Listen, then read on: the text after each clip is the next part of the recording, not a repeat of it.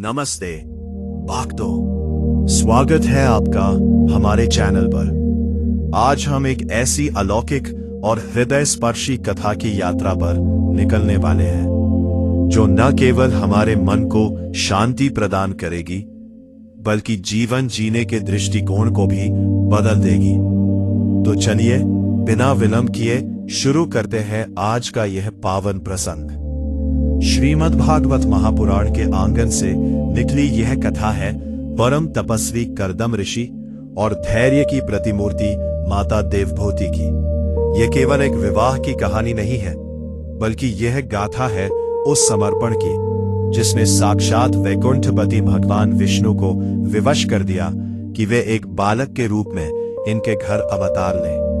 इस वीडियो में हम गहराई से जानेंगे कि कैसे कर्दम ऋषि की तपस्या से प्रसन्न होकर भगवान के नेत्रों से गिरे आंसुओं ने बिंदु सरोवर का रूप ले लिया और कैसे एक राजकुमारी ने अपने पति की 60 वर्षों लंबी समाधि के दौरान महलों के सुख को त्याग कर धूल और धूप में तपस्या की। आज आप इस प्रसंग के माध्यम से नवदा भक्ति के उस रहस्य को भी समझेंगे जो कर्दम ऋषि की 9 पुत्रियों के रूप में प्रकट हुई। साथ ही हम श्रवण करेंगे भगवान कपिल के उन दिव्य उपदेशों का जिन्हें सांख्य शास्त्र कहा जाता है, जहां उन्होंने अपनी माता देवभूति को मन की चंचलता और इंद्रियों को वश में करने का मार्ग दिखाया। यदि आप भी जानना चाहते हैं कि एक आदर्श भक्त के लक्षण क्या है और कैसे गृहस्थ जीवन में रहते हुए भी ईश्वर को पाया जा सकता है, तो इस कथा के अंत तक हमारे साथ बने रहे। आइए भक्ति और ज्ञान के इस अमृत प्रवाह में गोता लगाते हैं। श्रीमद् भागवत के 3 स्कंध में वर्णित यह प्रसंग सृष्टि के आरंभ काल की एक अत्यंत दिव्य घटना है, जिसकी शुरुआत प्रजापति कर्दम की उस घोर और निराहार तपस्या से होती है जो उन्होंने सरस्वती नदी के तट पर हजारों वर्षों तक की थी। उनकी अविचल भक्ति और कठोर तप से साक्षात जगतपति भगवान विष्णु अत्यंत प्रसन्न हुए और गरुड़ पर सवार होकर उन्हें दर्शन दिए। भगवान कर्दम ऋषि के प्रेम को देखकर इतने भावुक हुए कि उनके नेत्रों से आनंद के अश्रु बिंदु सरोवर में गिर पड़े, जिससे वह स्थान परम पवित्र हो गया। भगवान ने ऋषि को आदेश दिया कि वे आप गृहस्थ धर्म का पालन करें और उन्हें वरदान दिया कि साक्षात ब्रह्मा के मानस पुत्र और प्रथम मनु स्वयंभू मनु अपनी पत्नी शतरूपा के साथ अपनी सुलक्षणा पुत्री देवभूति को लेकर उनके पास आएंगे और उनसे विवाह का प्रस्ताव रखेंगे। भगवान ने यह भी गुप्त रहस्य बताया कि वे स्वयं देवभूति के गर्भ से कपिल के रूप में अवतार लेंगे ताकि सांख्य शास्त्र का ज्ञान संसार को दे सके। कालांतर में ठीक वैसा ही हुआ और कर्दम ऋषि का विवाह राजपुत्री देवभूति के साथ संपन्न हुआ। विवाह के पश्चात कर्दम ऋषि ने अपनी पत्नी की निष्ठा की परीक्षा लेने और अपनी तपस्या को निरंतर रखने के लिए तुरंत समाधि लगा ली, जो पूरे 60 वर्षों तक चली। इन 60 वर्षों में राजकुमारी देवभूति ने महलों के कोमल बिस्तरों और 56 भोगों का त्याग कर दिया और एक तपस्विनी की भांति जटाधारी बनकर अपने पति की सेवा में लीन रही। वे इतनी तन्मय थी कि उन्होंने अपनी भूख, प्यास और शरीर की सुध तक भुला दी, जिसके कारण उनका शरीर अत्यंत दुर्बल, मलिन और अस्थि पंजर मात्र रह गया।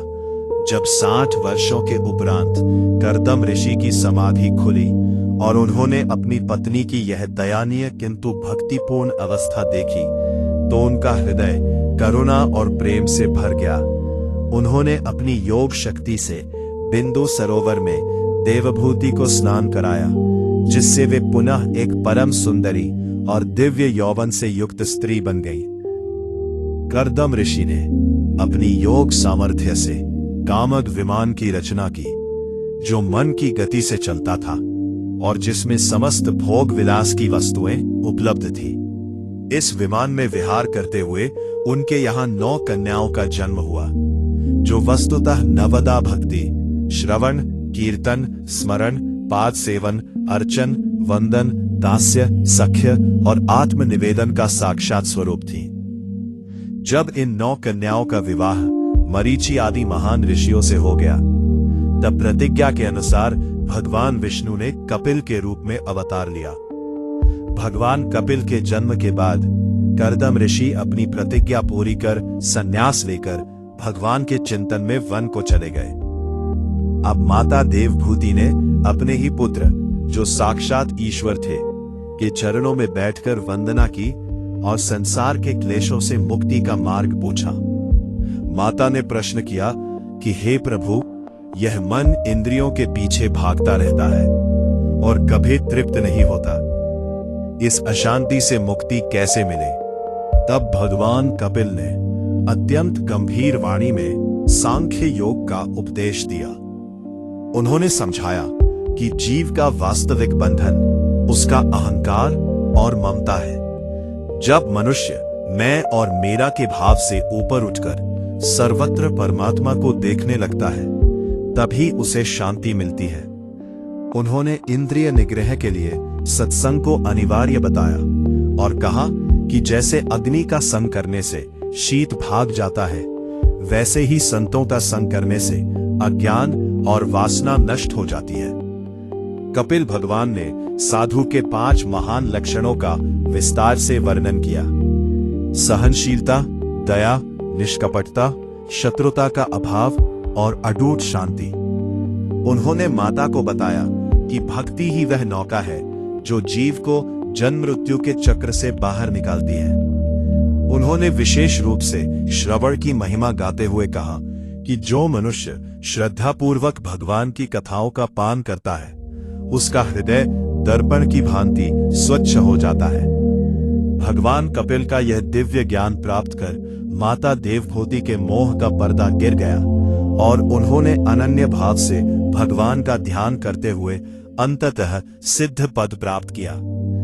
यह प्रसंग हमें सिखाता है कि गृहस्थ जीवन में रहते हुए भी यदि पति पत्नी में त्याग और ईश्वर के प्रति समर्पण हो, तो साक्षात नारायण को भी पुत्र रूप में प्राप्त किया जा सकता है और अंततः मोक्ष की प्राप्ति संभव है। यह पूरी कथा भक्ति, योग और ज्ञान का एक अनूठा संगम है जो हर साधक को सही दिशा दिखाती है। भक्तों, कर्दम ऋषि और माता देवभूति का यह पावन प्रसंग हमें सिखाता है कि निस्वार्थ सेवा और अटूट विश्वास में कितनी शक्ति होती है। यदि हमारे जीवन में भी माता देवभूति जैसा धैर्य और कर्दम ऋषि जैसी भक्ति आ जाए, तो परमात्मा को हमारे हृदय में प्रकट होने में देर नहीं लगती। भगवान कपिल का सांख्य दर्शन हमें याद दिलाता है कि यह मन ही है जो हमें बांधता है और यही मन हमें मोक्ष भी दिला सकता है। बस आवश्यकता है तो सही सत्संग की और प्रभु के चरणों में पूर्ण समर्पण की। आशा है कि आज की इस कथा से आपको प्रेरणा मिली होगी और जीवन के कुछ अनसुलझे प्रश्नों के उत्तर मिले होंगे।